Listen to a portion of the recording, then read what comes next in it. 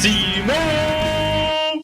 What's going on, guys? It's Cimo. Today I wanted to do a discussion on Qliphort Demise. Now this is a new meta deck that's kind of had a resurgence. As we know, Qliphort have been around for a really long time, ever back since Duelist Alliance first came out. And now the deck's taken on a new shape. And we've had a couple other YouTubers discussing this. We had GlasgowYGO kind of bring this deck into light, I would say, and kind of being the first one to really discuss it in depth. And then also Jonathan Moore from House of Champs, he kind of went into more further in depth as to why this deck is such a big deal. And I really think that they both capture the essence of how powerful this deck really is. But what I wanted to do is I wanted to kind of expand on that and kind of just say, rather suggest a couple solutions on how we can actually counter this deck moving forward, because as a lot of us know, we're going to start seeing this deck coming in national season quite a bit because the deck is extremely powerful and very, I wouldn't say extremely consistent, but it's very consistent with 3 Cards of Demise, 3-potted duality, you know, the works. So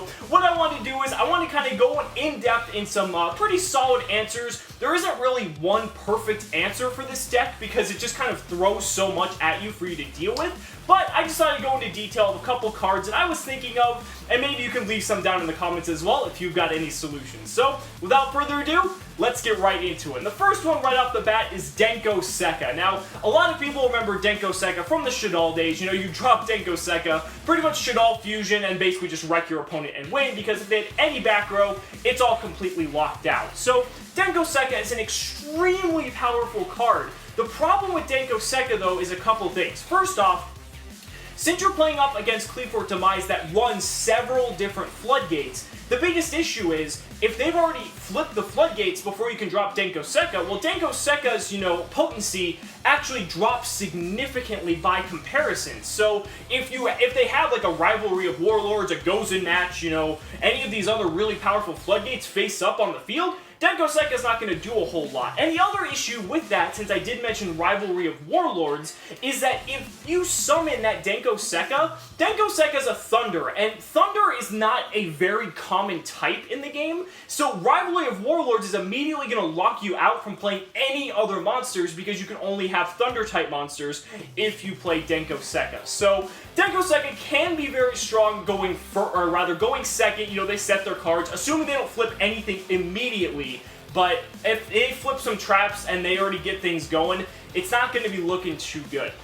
On that note, though, another card is Jinzo. Now, this is really going back. So Jinzo has always been basically the anti-trap king. And the thing about Jinzo that's really cool is it is a tribute monster, so it has some synergy with Monarchs if you kind of want to go that route. But it's only a 1 tribute, so it's really easy to kind of, just special summon out, anything, and just tribute it for Jinzo, basically negating all of the traps. And this kind of solves the problem of Deco Secondo, where with Deco, if you play the Deco Secondo and they already have the traps active, then it's not really going to do a whole lot, where Jinzo can negate all of them immediately, whether they're face up or face down.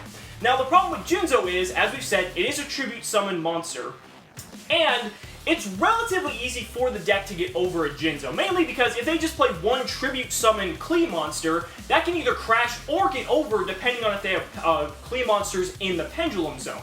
And in addition to that, they can just tribute a carrier to just bounce the Jinzo back anyway, and they have things like Chaos Trap Hole, which hit Jinzo as well as Deco Secondo, so if your Jinzo falls into that Chaos Trap Hole, then you're kind of back to square one and didn't really accomplish a whole lot. So, again, there's a lot of strengths and weaknesses to all these different cards, just wanting to throw out there kind of the pros and cons of each, and you can, kind of decide whatever you would like, moving forward. So I'm going to go into a little bit more of some niche monsters now. Those first 2 you can kind of splash into any deck, I guess, but now, Earthbound Immortal Kakaraya. Now, a lot of people might not even know what this card is. I do because I played Fire Kings for a significantly long period of time. And this card's pretty legit, especially since people are playing Fire King Island in Cosmos. What this card does is, if it is destroyed, you destroy all cards on the field. And with Fire King Island, you can just play Fire King Island, pop Earthbound Kakaraya from your hand, and nuke the field. And if you're playing Cosmo, that's amazing, because even if you nuke a field of ships, they're going to lose all their traps, and you're just going to be able to summon off ships from the destruction of everything with Kakaraya. So it's a really kind of neat way to nuke the board immediately and just wipe clean all of their back row.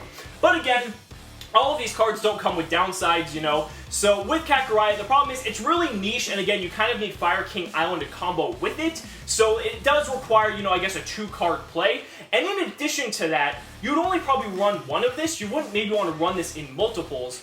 And on top of that, too, a lot of the Qliphort Demise players, they're actually citing, you know, Huge Revolution is Over or Starlight Road to counteract these mass destruction cards. So with that, they can basically just negate the Kakaraya, and then they might either get a Stardust Dragon or they get the card banished. So there are a lot of counters that they have as well, but Kakaraya is a pretty niche one.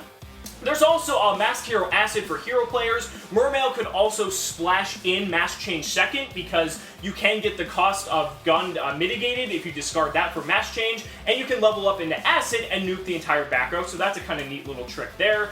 Again, it's niche because it has to be either a hero deck or a water deck, so again, more of a niche situation. There's also DDD Duo King GlasgowYGO. I probably forgot part of the name. Duo Dawn King GlasgowYGO, I think that's the name. Again, this is very specific to DDDs and I guess any deck that can make this thing, but that's pretty much DDDs and any deck that can use Xyz Universe, but you're not going to be using that against Qliphort Demise anyway. But again, he's really cool because he negates everything that's already on the field, and then will nuke the whole back row on top of that. So if you can bring him out, and he's 3,500, so if you basically can resolve that, you should basically win against the Qliphort Demise player.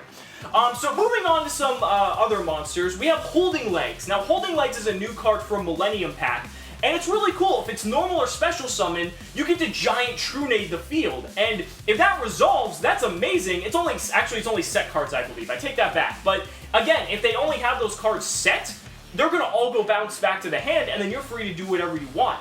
And plus, while it's engraved, you can banish it to basically lock out one of those back row as well. So, really cool little use there, but again, it is susceptible to kind of a lot of the same things like Chaos Trap Hole and a lot of things like that. So it's kind of a good card, but at the same time, it can be countered rather easily. Moving into spells, though, Twin Twister is an extremely common way of spell and trap removal. Again, this is kind of worrisome because there is Huge Revolution is Over, and there's also Starlight Road, but if you can do it on the end phase and manage to just pop a couple back row, or if you wait till you see the floodgates you really don't want to deal with that don't really hurt you too much, then that would be the perfect way to do it. And Galaxy Cyclone's also not too bad either, mainly because it dodges Huge Revolution is Over and Starlight Road, because that has to target 2 cards, or on top of it, you basically kill one set card, and then you can banish it to pop a face-up floodgate. So, really versatile, plus a deck like Burning Abyss can play it because they can just mill it and pop the floodgates from graves. So, really interesting card there as well. And then as for traps, there's a lot of different traps you can use to try to counter this. People have been using Full House, which, again, is easily countered by Huge Revolution or Starlight Road, but if you can resolve a Full House, oh my god, you should be able to just completely win the game from there.